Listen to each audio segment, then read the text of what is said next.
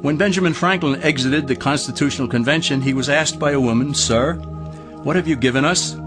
His immediate response was, "A republic, ma'am, if you can keep it."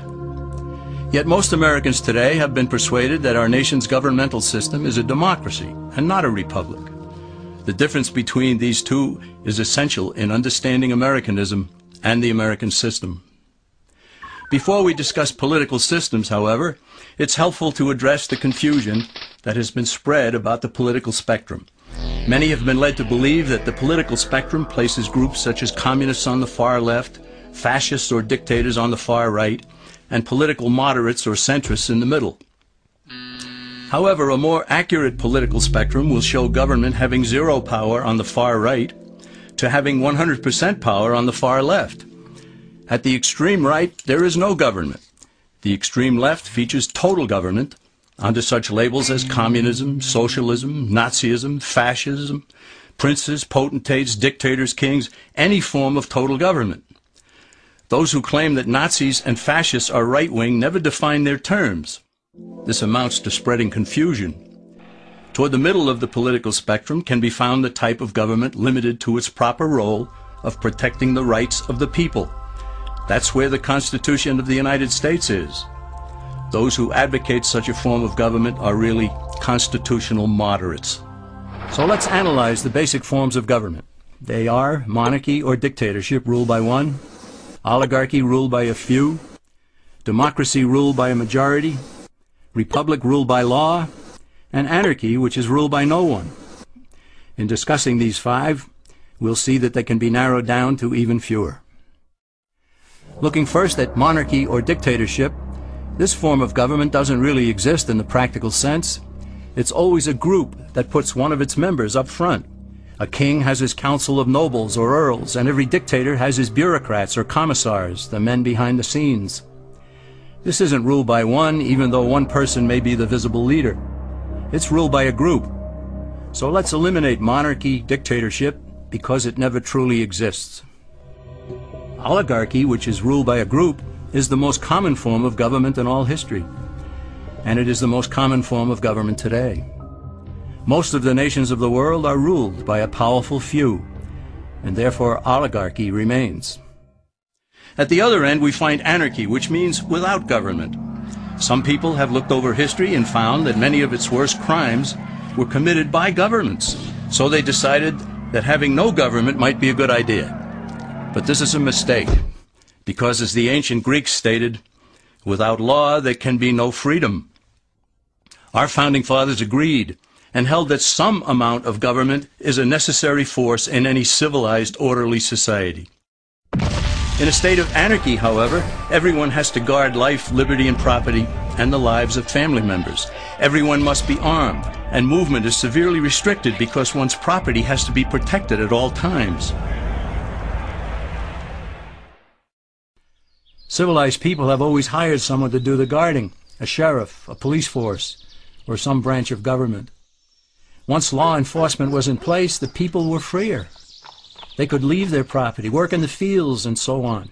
In short, the proper amount of government makes everyone freer.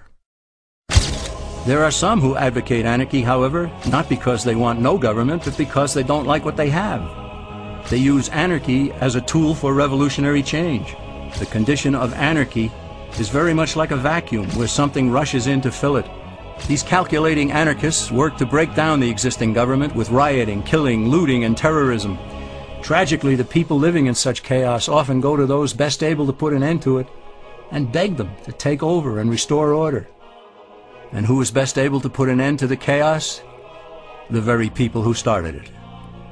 The anarchists who created the problem then create a government run by them, an oligarchy, where they have total power.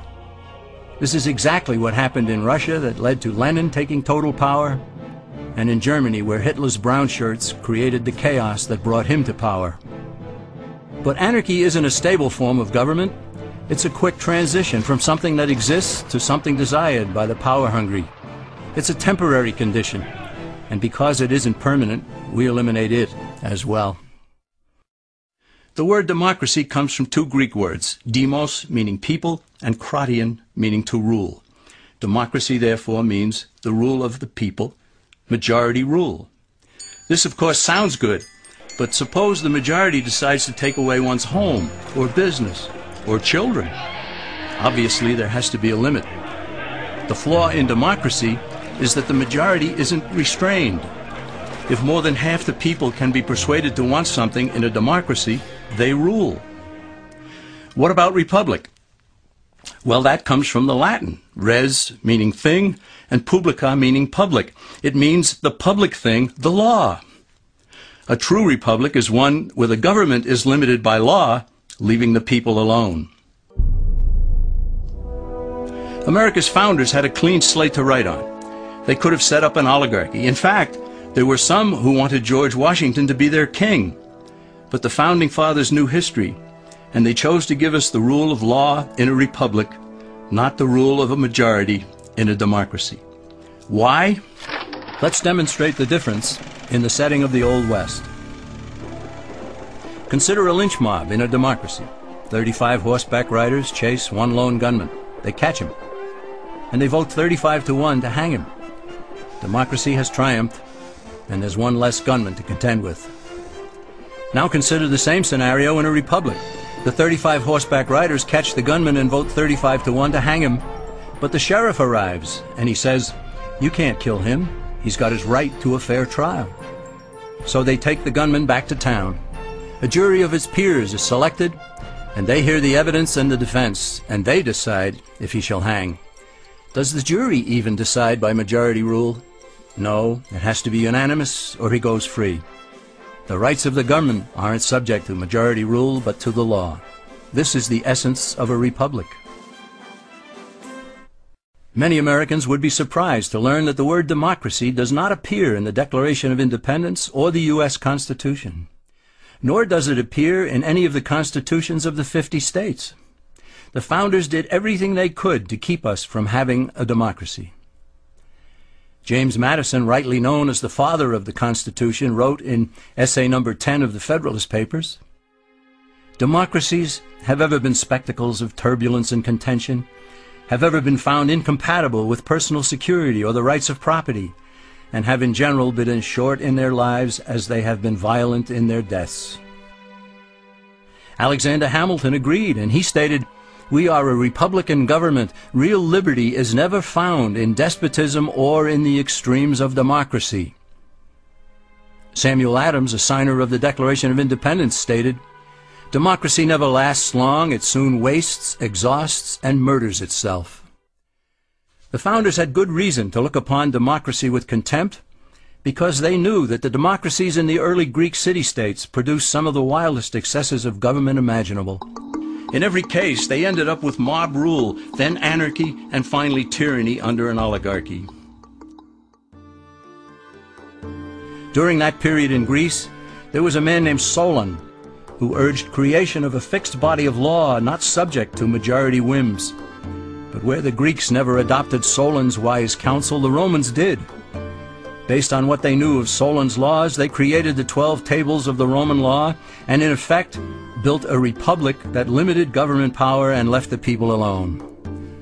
Since government was limited, the people were free to produce, with the understanding that they could keep the fruits of their labor. In time, Rome became wealthy and the envy of the world. In the midst of plenty, however, the Roman people forgot what freedom entailed. They forgot that the essence of freedom is the proper limitation of government. When government power grows, people freedom recedes. Once the Romans dropped their guard, power-seeking politicians began to exceed the powers granted them in the Roman Constitution. Some learned that they could elect politicians who would use government power to take property from some and give it to others. Agriculture subsidies were introduced, followed by housing and welfare programs. Inevitably, taxes rose and controls over the private sector were imposed. Soon, a number of Rome's producers could no longer make ends meet, and they went on the dole.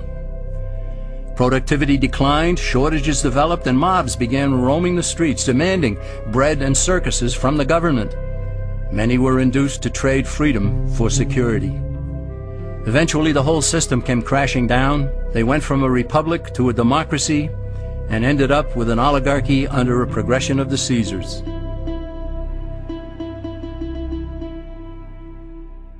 Thus, democracy itself is not a stable form of government.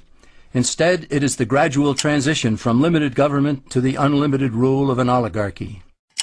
Knowing this, we as Americans are ultimately left with only two choices.